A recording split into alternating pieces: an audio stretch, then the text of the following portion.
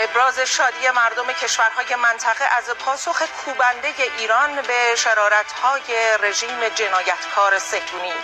فلسطینیان بیش از همه خوشحالند.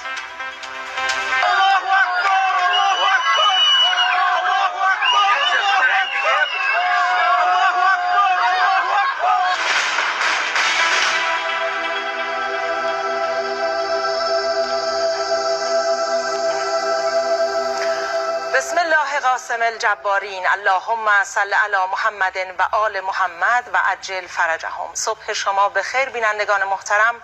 همراه هستید با مشروع خبرهای 8 صبح.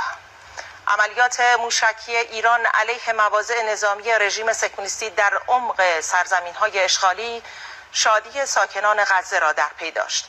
خبرنگار خبرگزاری صدا و سیما مستقر در غزه شادی مردم را به تصویر کشیده است. عملیات وعده صادق دو را با نام مبارک یا رسول الله یا رسول الله یا رسول الله آغاز کنید. توکل بر خدا کنید. موفق باشید.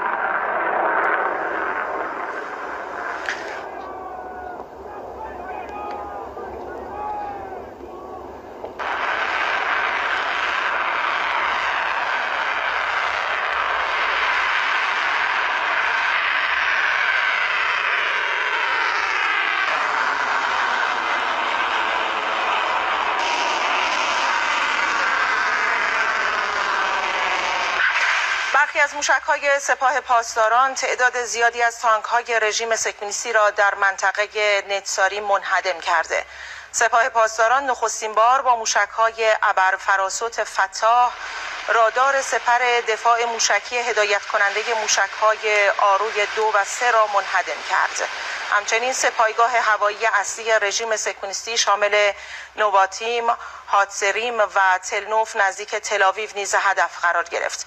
پایگاه هوایی نواتیم محل نگهداری جنگنده‌های F-35 است که هدف موشک‌های سپاه قرار گرفته که گفته می‌شود چند فروند از این جنگنده‌های F-35 بر اثر اصابت موشک‌های سپاه منهدم شده است.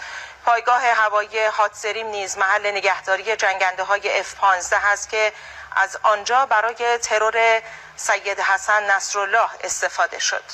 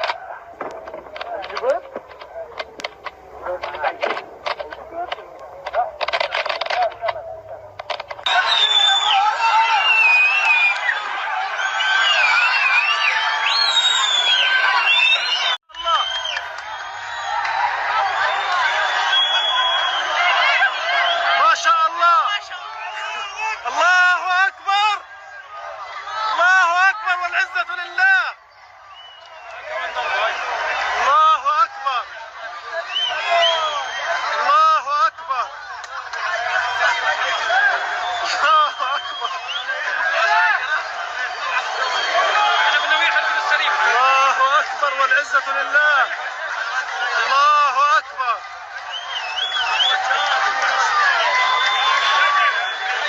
الله أكبر.